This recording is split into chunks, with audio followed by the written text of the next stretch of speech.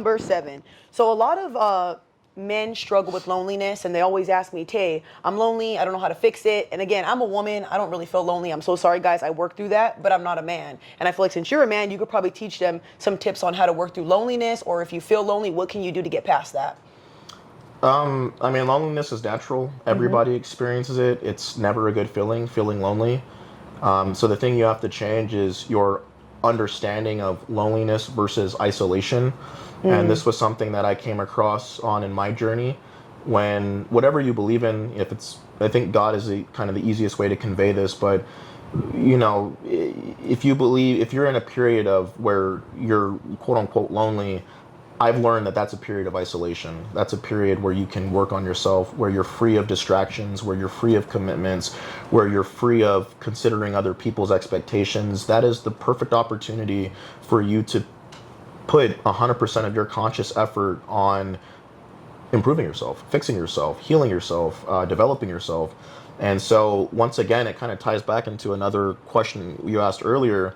If you're perceiving your period of loneliness as loneliness versus isolation, then you don't have purpose. Exactly. Because if you have purpose, then you know that this period of your life where it's nothing but yours, that's isolating you so that you can prepare yourself toward your purpose. But if you're just like, damn, I'm not really doing anything with my life and I have nobody, well, of course you're going to feel lonely because nobody's around you and you have no purpose. So, Agreed. I mean, it kind of, like I said, it ties back into find a purpose, and marry yourself to it. Yeah, and I always tell people this too. When you're by yourself, you have all the time in the world to do so many things. You don't have a girlfriend, you don't have nobody telling you things, you don't have to pay no bills. You can invest so much in yourself. Start a business, do cryptocurrency, just whatever you feel like you want to do, because you don't have that. You know, I feel like when you have a partner, sometimes you can't do a lot of things. You always got to compromise, you always got to think about somebody else. So I think loneliness is like, I don't think it's a bad thing at all. It could fuel you to become a better person. Go to the gym, doing certain things, hobbies. Yeah, I mean, you're perfectly right. Loneliness, being alone is not a bad thing.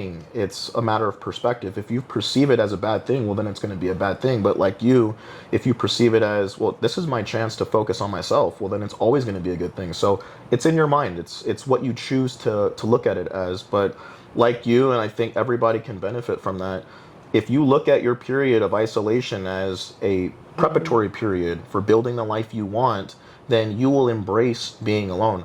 My last relationship ended, in the beginning of the year. Yeah. I've been celibate and I haven't really dated. And I can be perfectly honest with you. The amount of clarity, the amount of just like consciousness that I can apply on myself, the amount of distractions. Beautiful. Dude, it's beautiful. Yeah, you become so peaceful and happy. Yeah. Being alone. When you're in this period, you actually love being alone. You love being isolated, and then you get into a relationship and you develop feelings for somebody, and then you attachments form or what have you. But by a default, you should always love being by yourself. Yeah, try not to be so negative too. I feel like everybody's so negative. Not everybody, but I feel like people take things negative. You can look at life and say, hey, I'm lonely, and cry about it. Or you can look at life and say, hey, I have a lot of things to do with it. Try not to be negative. When I look at people, I'm like, that's why your life is like that, because you take everything so bad, so harsh. Just crying about, and I know, like... you're not emotional. No, just crying about being lonely is crazy to me. Like, yeah, man, find your purpose. If you have a purpose, then you're not going to feel lonely. You're going to feel like you're on a mission. Yeah. And the loneliness that you perceive is just what it takes for you to get your mission accomplished. And like I said, dude, find purpose. Do you think crying is a weak thing?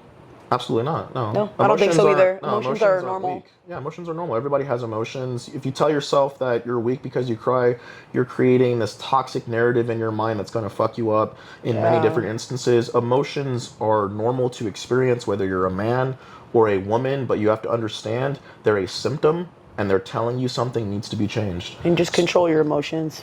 Yeah. That's all. Yeah. All right, I got another one for you. So why do you think so many people struggling with dating today? He laughs because we're in Vegas, y'all. And if you know, it's a feeding frenzy out here. All these stripper hoes. He cut. I don't judge anybody. I do. Well, I got you. Don't worry. Man, I see this question a lot out there. I think it's pretty challenging to answer because there's, in my mind, so many different variables. Mm-hmm. I just think maybe the most honest way I can put it, I think the way that we date now is kind of uncharted territory. Like, people didn't date like this before because Agreed. society was just different. And this is new territory for just people in general. And so we're navigating contemporary challenges and inconveniences and new problems. And so I think it's unique. Know what you want. Know what you want and know what you don't want. That's the best way that I can the best advice I could give on navigating dating, no matter where you're at, what your locale is. Know what you want and know what you don't want, and stand by it. I agree. And do you believe this? Because a lot of men like to say that you can't find love in modern women today, and you can't find. Do you believe love still exists? I do. I just think that people watch too much social media and haven't met other women, and they think that every woman's the same, and they're not going to find love in that. Yeah, I think obviously a lot of people are jaded. Yeah. I think we've become very heavily influenced by social media, and social media has a very negative tone in regards to dating and intersex relationships. Personally, I believe that if you have that perspective on dating, you are too locked into your particular locale. If you afford yourself even just one trip to a different country and just interact with women there, if as a guy interact with women there, you will find that there are different women, cultures, experiences, and dynamics that you wouldn't have conceived if you would have never gotten out of your little microcosm. That's true. If your perception of dating is really negative, get out of your microcosm and go in and explore, and you'll realize there are so many different experiences out there. Yeah, go find one that's better, and allow it to change your perspective. Allow it to make you hopeful. I don't know why you would want to walk around and not have hope in finding love. That sounds miserable. Yeah, and I just feel like if you think that way, when you come across women, you're just going to pick at every negative thing they do. Like, if you're perfect, none of us are perfect. No. You're going to meet people and they're flawed. I think you should look for good qualities in people, and also stop dating people that they look good. I feel like a lot of people that look good, not to be rude, but they don't have that personality, or they don't have those qualities. Like, I feel like you should know what you want to date. So, like, say you want a woman who believes in God. Why are you at the strip club? You barking up those people's tree? Yeah. Like, why don't you date women who are, for the things that you want? They dress a certain way, they act a certain way. I feel like men want to get with women and change them, and vice versa with women. They'll get with the bad boys and be like, oh, he has to be this way, but you could have got with a nice guy. Yeah, it just kind of goes back into what I'm saying, or what I said, is just know what you want and know what you don't want, and understand that you can't change people, and you shouldn't really aspire to change. If you want to change somebody, there's something, I don't want to say wrong, but I think there's something false about your intentions in a relationship. You should never want to change somebody. You meet people and you fall in love people for who they are. You accept them for who they are. And if they are who you want to be with them. Enjoy that experience. I agree. And I have another question for you, because again, I have an audience, a lot of men. They want to know, how do they control lustfulness? A lot of men struggle with watching a lot of pornography. I can't say the word, but pornography. I'm not a guy, so I'm not over here choking the chicken. So if you know how to stop that, go ahead and tell the men how to stop, put their focus on something else instead of that type of stuff. That is a very big problem, I feel like. Yeah, with a lot of men right now. Not all. Amongst men, and I've battled it. And it's not regulated to just porn. It's just your lack of self-control when it comes to just women in general. Yeah. And that's definitely something that, as a young man, at the time I didn't see it as a struggle, but in hindsight, something that I struggled with. And for many men, that's going to be the one thing that, if you can get in control of, you can change your life drastically, because it affects a lot. It affects a lot. Your lack of self-control when it comes to women, when it comes to your sexual urges, it affects a lot.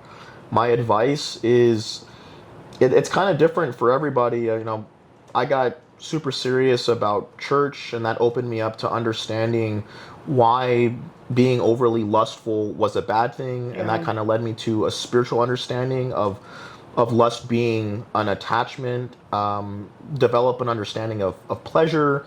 I would say understand the mechanics of everything going into place. Like, lust is just a program. It's not who you are. It's a program that you're allowing to run, let's say in the, mindset in the mindset. And so deprogram yourself from that. Start saying, if you're watching porn, Go ahead, you're fine. I'll blip it out. Don't worry, he stops off. You're good, go. If you're watching corn every day and it's becoming problematic, or your consciousness is telling you like, dude, this is a bad habit to have, start implementing measures of control. So instead of doing it every day, try to go 3 days without it. Then progressively, like going to the gym, progressively build up to 4 days, to 5 days, to a week, to a month. I mean, like I said, I've been celibate for going on 7 months now. That's good. And it's a challenge. Being in Vegas, being around all the things that we're around. Yeah, Sin City, baby. Exactly. And shaking if you're titties. my goodness. Sorry, guys. If you're remotely attractive, you have access to women. And so when you have access to women and women like you, it's hard to implement self-control, but it's also hard to see why you need to do it. Yeah.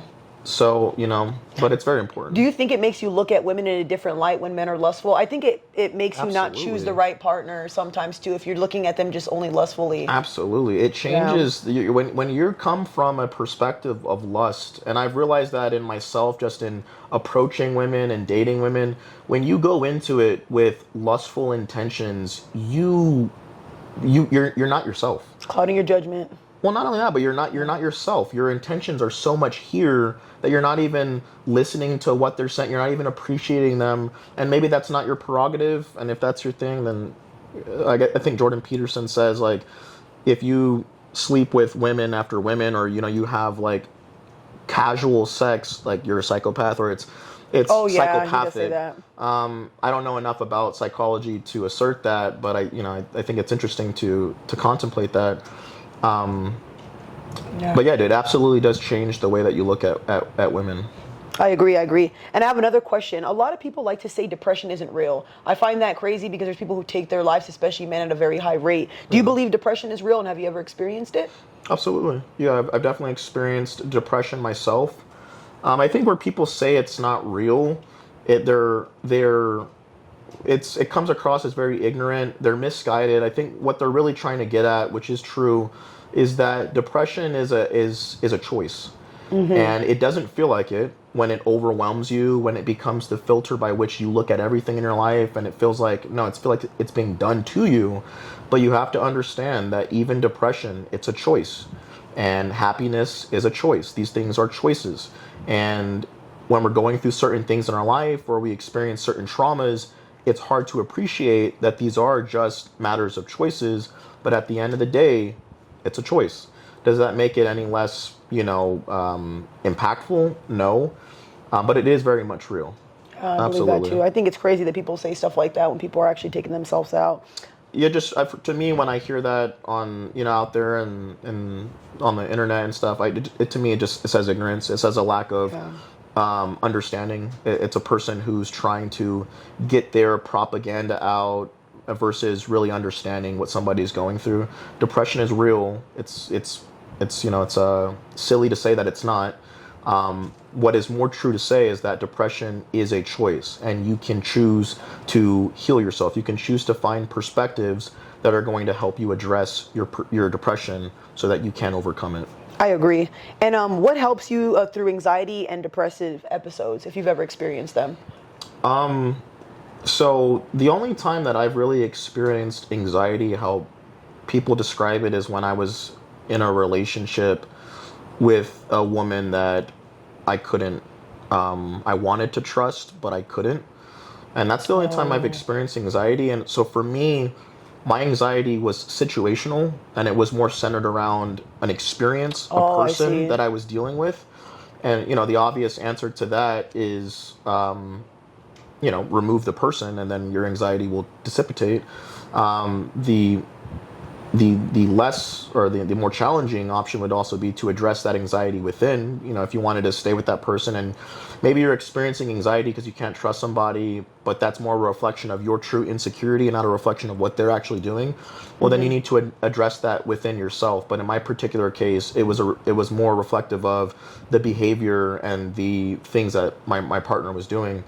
But if you want to address anxiety, I think meditation is great. Being mindful of your thoughts, realizing that the thoughts that you're thinking are not who you are. They're just thoughts that are coming into your mind. Observe them without passion and then let them go. Honor them, embrace them, accept them, but don't identify with your thoughts and your emotions. Yeah, I feel like people don't understand how bad running thoughts can go into one thought to another, and then they start panicking. Yeah. And if you drink and you smoke and all that, I feel like you're not going to be able to control it. People would rather like numb it instead of fixing it or working through it. I feel like when you start feeling certain things, working through it's the best thing that you can do. Working out helps with anxiety, it really does, and depression. At least for me, it does. Yeah, well, only in that working out and exercising, it's not so much. I mean, I know that there's a release of hormones from actual exercising, Dopamine and all that. yeah, that can elevate your mood, but it's also exercise teaches you more than anything mental discipline. Yes. And mental discipline as a character trait is something that you can carry and use in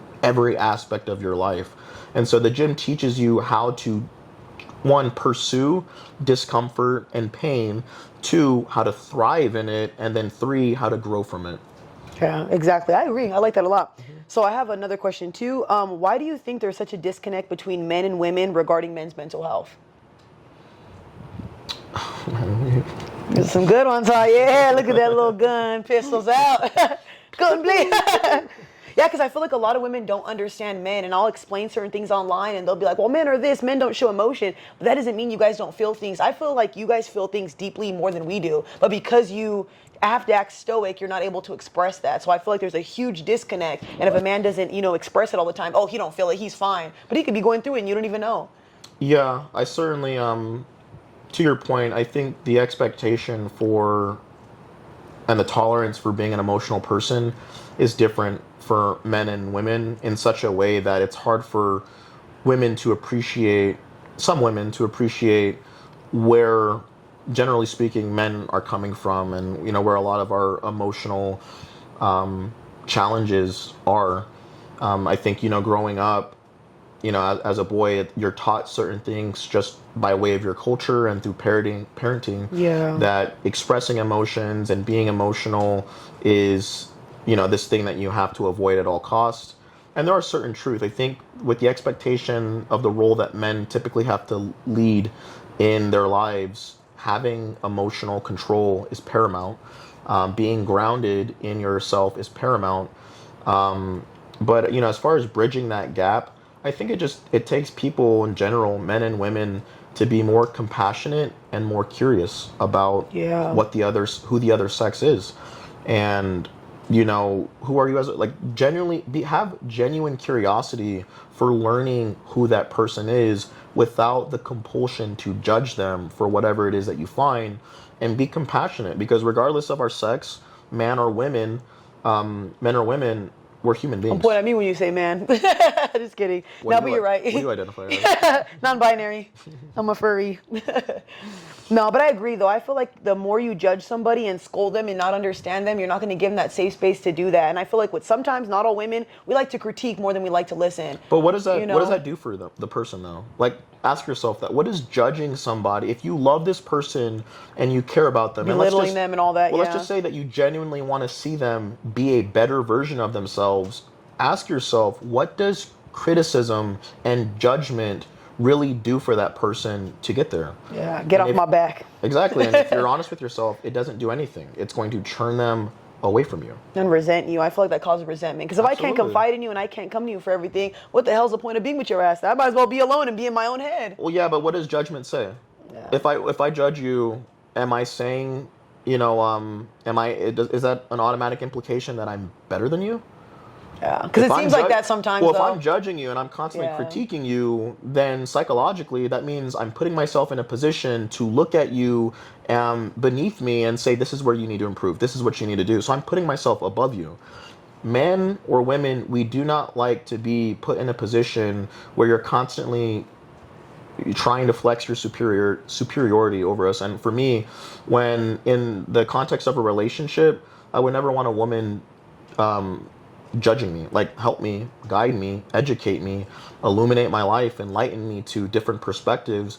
But if you're coming from a place of judgment, you're coming from a place of your ego, and I don't have any interest in that. Dude, I like that. And I have a question. Do you think it's better for men to say they need help from a woman or just not say anything at all? Do you think they don't ask for help because the way women judge them so much? Because I feel like, I like that you said that. If a guy told me, hey, help me, that's going to make me go like, okay, yeah, this is not a time you should critique. This is not a time you should put him down. If he's asking you for help, men barely ask for help. So him saying that, I feel like that's him being mentally impaired. You know what I mean? Yeah. Like he's going through it. Knowing you, I think, and like, so if there's, and obviously there is, but for a woman like you, in a relationship with a man just kind of knowing you, I would say that would be great. That level of communication and transparency is great. Hey, this is where I'm struggling. Yeah, I love that. And this is where I could really use some of your compassion and maybe some of your input. I think that level of communication and transparency is very healthy, not only in building a stronger relationship, but building a stronger level of intimacy. Yeah. That vulnerability is what builds that intimacy, me being able to be that transparent with you.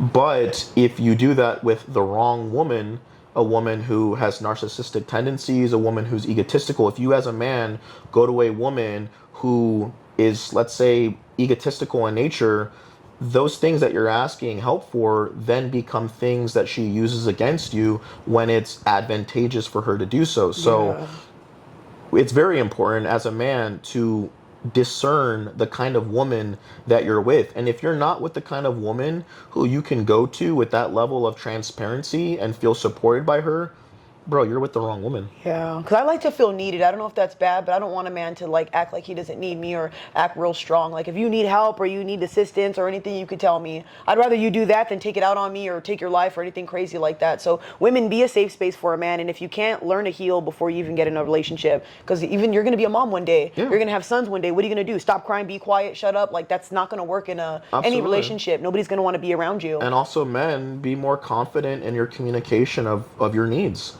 And yes. Be real, be true, be honest, live your truth. If you have certain needs that you need your woman, your partner, your rock to understand and work with, then be confident in communicating that to her. And if that pushes her away, guess what? So be it. So be it. You just did yourself a huge favor. But if that bridges the gap of understanding between you two, and now she's an even better partner, she's even more understanding, she's even more communicative, she'll put in even more effort to pick you up when you fall down, bro, you just helped your relationship tenfold. Yeah, thank you for saying that, because I talk about this and men will literally be like, wrong, you shouldn't tell your wife this, don't confide in her. But look, the quicker you do that, the quicker you weed this woman out. If I can't lay my head on your shoulder and know you're my safety net when I'm going through it, what the hell's the point of being with you? I thought we're supposed to become one and be like a team. So if you're with a woman and you can't confide in her and you're saying, I'm never going to tell my wife stuff, then maybe you shouldn't be with that girl. Maybe that's not the wife for you. Yeah, because the way that I perceive it is like, if in that, what you just said right there, in that kind of relationship dynamic, that's more of a competition between two people's egos. And I don't want that. I don't want to compete with somebody. I thought we were like together. How's that? A relationship isn't a competition. Exactly. I don't get into a relationship with you to compete with you. So if you're like, I can't show certain sides of myself, you're acting tough and all that, it's not going to work. That's all that is this is my ego and this is her ego, and I can't give her enough information of myself to her to put me in a position where her ego is more important than my ego. So I have to just be stoic and solid, and that way my ego's here and she'll just know, dude, that's who wants that kind of relationship? Why do you want to live like that, hyper vigilant in survival mode all the time? Well, I can't say this. Walking on eggshells. There's certain advice that I've picked up in the men's health space by certain podcasters where I can appreciate where there are certain things that you want to withhold, and there is a certain level of stoicism that you do want to practice with women. And I think, practically speaking, it's good advice. But at the end of the day, I have to look at my relationships from my perspective and think, what kind of relationship do I want? Do I want a relationship with a woman where I can't be 100% of my truth? Because when I'm single, I can practice 100% of my truth. So in a relationship, I have to be able to practice 100% of my truth. And if a woman doesn't make the environment, the relationship safe for me to do that, she is not the woman for me. Yeah. I'm not going to sacrifice my truth to accommodate a woman's ego. And that's the mindset that men need to get into. That's where you tap into your confidence. My truth, my integrity, my emotions, they're fucking important. Yes. So a woman that I choose, I can't, there can't be a need to be fake for her. I got to be able to be myself. Exactly. And if I can't, she is just not the woman for me. Next. See what I mean? And this is why I tell you guys all the time, having stern boundaries, knowing who you are, that's going to attract somebody who says the same thing. This is why I'm loud and proud about the person that I am. And people are always like, you shouldn't be that way. But at least you know what you're dealing with being with me, because I want to be in tune with my partner. I want them to know everything about me. I want to feel loved and validated, and same with them. So this is beautiful. You say everything that I say and men are like, you're wrong, you're this. Hi, little rats, I was right. Okay, I have one more question. If you don't want to answer this, you don't got to. Have you in your life ever struggled with addiction? And if so, why and how did you overcome it? Any type of addiction. You don't have to go into detail if you don't want to. Yeah, not like chemical addictions. I never had an addictive personality. Okay. I'm not gonna laugh. I'm so sorry. Drugs, Breaking or Bad type shit. Gas mask. I'm weak. I think I think for many men, women are an addiction, and so I would say just taking my dating life in general, I think yeah, I could say that the one addiction I've had over the course of my life has been women. Things that you kind of just, women aren't things, but something that you kind of just enjoy without really looking at the effect that it has on you, and you're just kind of going through the experiences of it, and you're chasing kind of the pleasure of it, the thrill of it. So I would think that would be the one thing that my addiction has been. And you're saying, how did I address it? Yeah, how did you fix it? Like, how did you notice it was a problem? Because some people will be doing things for a long time. Like, I used to drink. Yeah. And I knew it was a problem when I started carrying a flask around. Yeah. Yeah, that's how I knew I was a goner. Well, relationships, that's the beauty of relationships, is that they're such a perfect mirror. Oh, yeah, it mirrors all the bad Exactly. things. Yeah. And so what really opened my eyes to that realm of things that I need to work on were the relationships that I had, and just them being so toxic in nature that I would have to sit there and think, like, Miles, otherwise, and I actually, shout out to my boy Sean, he's the one who really helped me understand this. He's like, otherwise, dude, you're one of the most intelligent people that I know personally. Like, you're very bright, but dude, you make the stupidest fucking decisions Can you say sometimes. that? Yeah, go ahead. You're fine. You make the stupidest fucking decisions when it comes to women I don't understand. Like, I look up to you and I admire you for the way that you live your life, but the women you choose, it blows my mind. And I knew that about myself, but it was a little bit of that introspection, looking at myself. I'm like, why am I choosing the women that I'm choosing? And then going on this journey of, I think we talked about this, and you're the one who brought it to my mind about, you and Caitlin did, about childhood trauma and, Yes. How that impacts you. And I wasn't really conscious of how my childhood trauma with my mom was directly affecting my relationships and my proclivity for certain kinds of women. But as I got older and started making these realizations, I'm like, yeah, dude, the women that I'm really choosing to give my heart to are identical to the woman who raised me, and it's pretty scary. So it was scary in a good way. It's exciting to learn something about yourself, and that curiosity that I had is what set me on a course to start addressing these things. And like I said, dude, I'm not going to sit here in front like I'm perfect now and I'm free of my addictions and I'm good with. No, dude, it's part of your journey. It's part of your. It just gets easier to deal with a little bit. You just become more aware of why you make the decisions you make, and then you become more resolved in making better decisions for yourself. And that's where I'm at today, is where I think about what I'm doing, and I have a commitment to myself of who I need to be and what I need to do to be the person that I want to be. I agree. That's beautiful. Thank you so much for coming, tuning in, things like that, helping with men with mental health awareness, questions like this.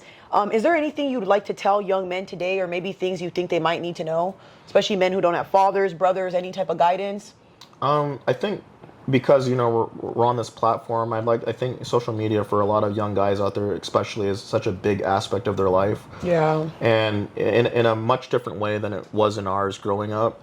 And what I say, especially to young men, is there's a lot of information out there. There's a lot of people pretending to be prophets, pretending to be teachers.